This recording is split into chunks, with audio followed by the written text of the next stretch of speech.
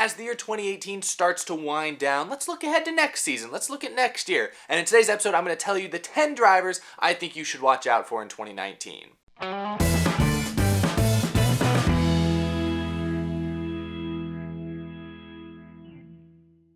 How's it going, everybody? My name is Eric and welcome to Out of the Groove. Today's episode is sponsored by my friends over at Amino. Amino is a mobile network of communities for every interest on the planet, and of course that includes NASCAR. With the Amino app in the NASCAR community, you can engage with other fans like myself in a variety of super duper awesome ways. You can find top NASCAR news stories and share your opinions with others. You can create awesome polls to share with your friends. And I also love that you can create your own quizzes like I did myself. To join in all the fun on NASCAR Amino, just click the link in the description or the pinned comment down below and follow the prompts to download Amino for free on iOS or Android. Or you can download Amino by searching it up in your app store and then searching for NASCAR once you're in. You can find me on there by searching for the username Estepp17. I look forward to seeing you on there, and of course remember to take my YouTube 2018 recap quiz. Thanks again to Amino for sponsoring this episode. We've got a lot to talk about. I think we're gonna have some fun. Of course, I hope you had a very Merry Christmas and a Happy Holidays, and I hope your preparations for New Year's are going well. But with 2018 winding down, kind of like I said, it's already time. I like to look ahead. I like to look towards the future. I'm a big picture kind of guy.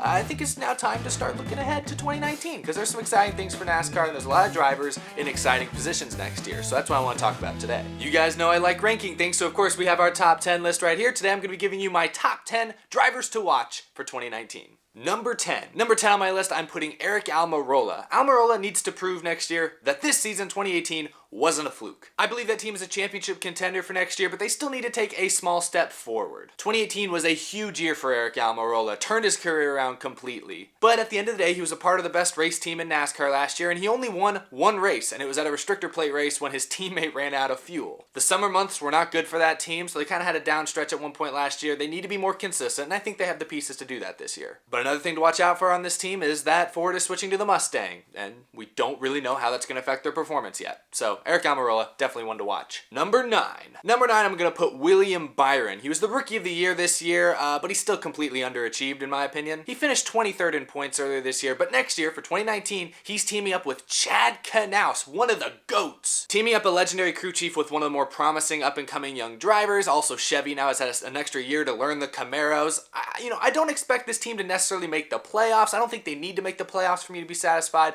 but I'd like to see William Byron and that whole 24 team be more competitive on a regular basis. I'd like to see him lead some laps. Really, I just need Byron to do something. I need him to do something memorable. This last season, William Byron did nothing. I mean, honestly. At least Bubba Wallace had some highlights. Took the lead at Bristol that one time, finished second in the Daytona 500.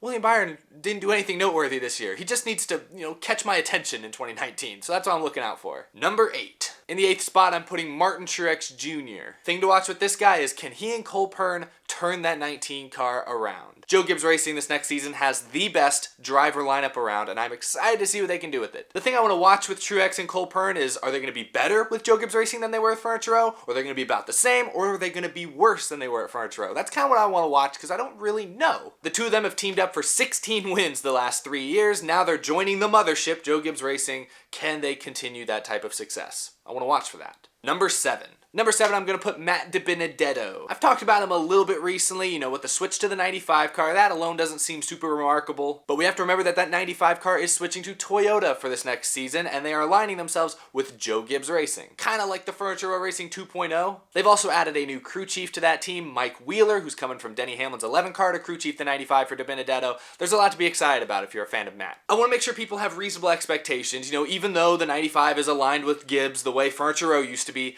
this 95 car is not going to run as well as the 78 did, not right off the bat. In fact, if they ever get to that point, it'll be probably 2 or 3 years down the line, but 2019 is the first year of the process. I don't really know what to expect with the new aero package at intermediate tracks. Maybe Matt DiBenedetto contends for some wins. A lot of people seem to think that he's an underrated driver. He's just one of the most interesting drivers to watch, in my opinion. He could disappoint next year and they could run 25th every race, or he could overachieve and be a top 10 contender. The sky's the limit. I really don't know what to see from this team. That's why he's on my top 10 most drivers to watch. Number 6. In 6th place, I'm going to put an Xfinity driver, Ross Chastain. Now, I know there's some drama behind the scenes with some of his sponsorship, perhaps, but assuming he gets to run that 42 car for Chip Ganassi Racing full-time next year, there's a lot to be excited about. In 2018, he ran 3 races with Chip Ganassi Racing in the Xfinity Series, and in those 3 races, he led 270 laps. He had 1 win and another 2nd place finish, and he also won the pole. I know it's only 3 races, but that's a pretty good sample size. Right now, he's one of the favorites for the championship, in my opinion. Now, like I said, sponsorship could be an issue depending on how the whole DC Solar deal pans out. See last week's video. But assuming he runs that 42 car full-time next season, like he's expected to, I think he's going to win 4 or 5 races and he'll make it to Homestead. And he's fun to watch because he's a great story to follow. You know, he's a driver who overachieved on bad teams for several years and he's finally getting a big opportunity and he made the most of it last year. It's great to see a guy get his career rewarded like this. Number 5. Number 5 on my list, I'm going to go with another Xfinity driver, Noah Gragson. His career is just a fascinating thing. He's been one of the top guys in Toyota's development system the last couple of years, but now he's jumping over to a Chevy with Junior Motorsports. Now, the reason I want to watch Gragson next year is I want to see if Kyle Busch Motorsports / Joe Gibbs Racing, I want to see if they made the right decision letting him walk. Joe Gibbs Racing has had a surplus of strong young talent, but it seems like they've kind of decided that Christopher Bell is going to be their next superstar in the next few years. As a result, we've seen some pretty good young drivers leave the Toyota system, with Gragson being one of the latest. Now, what I'm looking at next year is that Noah Gragson and Christopher Bell will both be in the Xfinity Series in similar equipment competing against each other. I really like Christopher Bell. I think Gibbs made the right decision, but if Noah Gragson shows up next year and wins a few races out of nowhere, maybe makes it to Homestead, maybe wins the championship, Kyle Busch, Joe Gibbs, they might look at that and think maybe they made the wrong decision. Noah Gragson's got a chip on his shoulder, I think, so I want to watch what he does next year, his first year in the Xfinity Series.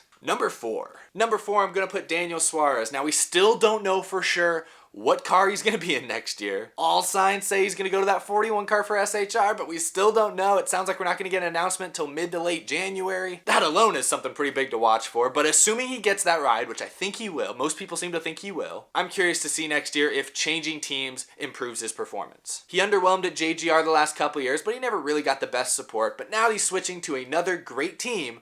It'll be interesting to see if the results change. If Suarez doesn't show a little bit of improvement next year, I think he's officially going to be on the hot seat. Number 3. Getting into the top 3 here. At number 3, I'm going to put Chase Elliott. Chase Elliott has steadily improved in each of his first 3 Cup Series seasons. I mean, last year he finally broke through and won 3 races and made another deep playoff run. And after the vote a few weeks ago, he is officially the face of NASCAR now. He was voted the most popular driver. Son of NASCAR great Bill Elliott, he's been hyped up ever since he got into the Xfinity Series as possibly the next Jeff Gordon. Then he took over Jeff Gordon's car. The hype train has been on full blast ever since Chase Elliott showed his face around NASCAR. But what makes him remarkable is he's lived up to it for the most part. I know it took him 2.5 years to win a race, but he's still, even in those first 2 years of his career, made deep playoff runs, is still statistically been better than most of these other young drivers we've seen step into big rides. And then last year, of course, he broke through and got the 3 wins. I'm excited to see what he does in 2019. Honestly, I think 2019 could be the official beginning of the Chase Elliott era in NASCAR. That's right, I think he's good enough to have an era named after him. He could easily win a handful of races next year and contend for the championship. I honestly, I expect him to, and I think most fans do as well. So that is definitely something to watch. If Chase Elliott does well next year, that's going to be important to helping NASCAR's ratings and popularity grow once again. Number 2. At number 2, I'm going with another Hendrick driver, Jimmie Johnson. Now, good old 7-time Jimmy Kenneth Johnson has not won a NASCAR race since June 4th, 2017. That's more than a year and a half ago. But there's still a lot of interesting things to watch next year. For one, he's got a new sponsor, which means a new paint scheme, so I'm excited to see what that Ally 48 car is going to look like next year. And then he's also got a new rookie crew chief with Kevin Meandering, so we'll see how they team up and see what they can do. I don't really see Jimmie Johnson winning a bunch of races next year. I think he could break through and win a couple, perhaps. But the reason I have him so high on this list is just because he's such a big name. He's the face of NASCAR, was the face of NASCAR in a lot of ways. At least as far as his on-track performance has gone. He's been the best driver in NASCAR really ever since he came into the series back in 2002. But the reason I think it's important to watch him next season is because he's coming off easily the worst year of his career. And Jimmie Johnson, every time he opens his mouth, he claims that he's not done. He still thinks he can contend for championships, and I believe him. but he's going to have to start showing it. And he only has a couple of years left to do it, so next year is going to be very important. It's going to be exciting to watch what the 48 team and what Jimmie Johnson can do next year. Number 1. We've made it to the end of the list. The driver I am most excited to watch next season is Kyle Larson. Let's look at the last couple of years for Larson. In 2017, he burst onto the scene with 4 wins, a breakout year, looked like a championship contender. People really opened their eyes and saw how talented he is. But then here in 2018, Larson had 0 wins and was eliminated from the playoffs a little earlier than expected. So I want to see how Larson turns things around next year, but that's not the only reason I'm excited. Now, we've all drooled over the idea of seeing Kyle Larson run in top Joe Gibbs or Hendrick equipment, and although he'll still be in the 42 next year, the fact that Chip Ganassi Racing has added Kurt Busch to that team I think could improve that entire program. I think next year, with now Chevy having an extra year with the Camaro and then the addition of Kurt Busch as well, I think next year that's going to be the best car Kyle Larson has driven in his Cup Series career thus far. I mentioned Chase Elliott a minute ago. If I look at the next generation of NASCAR stars, the first 2 names I think of are Chase Elliott and Kyle Larson. I 100% believe that the 2 of them are capable of kind of developing the next great rivalry in NASCAR, because they're going to be racing each other for a long time. If Chip Ganassi Racing can improve those cars just a little bit next season, I really think Kyle Larson could do something special. And I would be really excited to see that. So he's definitely a driver we can't forget to watch. So anyway, there you have it, my top 10 drivers to watch for 2019. I hope you guys enjoyed. Let me know if you agree, disagree with any of those. Are there any other drivers out there that you're paying attention to that I did not mention? Let me know in the comments down below, or you can tweet at me, follow me on Twitter or Instagram. Those links are down there as well. Thank you, of course, to our amazing Patreon supporters. Thank you, Michael Harrison at US of the Stars, SelfishGifts.com, Mentally Defective, Cameron James, Tice Moore, and the rest of these amazing sponsors. Thank you all so much for your support. Really, really appreciate it. You guys have helped grow this show so much over the last year, and I really appreciate it and hope we can continue this going forward. I want this show to become huge. Thanks for watching, all of you. You can check out merchandise down below if you want to get an Out of the Groove t-shirt for yourself. Maybe you got some leftover cash after the Christmas season. Maybe treat yourself to some nice Out of the Groove merchandise. But anyway, thank you for checking that out. Thank you again to Amino for sponsoring today's episode. I'll be back again in just a couple days, probably before the new year, to be able to wish you guys a happy new year. But once again, I hope you had a happy holidays and a Merry Christmas. I'll see you guys again very shortly, and we can close out 2018 together. It's been a good year. I think 2019 could be a little better. So, thanks for watching. See you guys again really soon.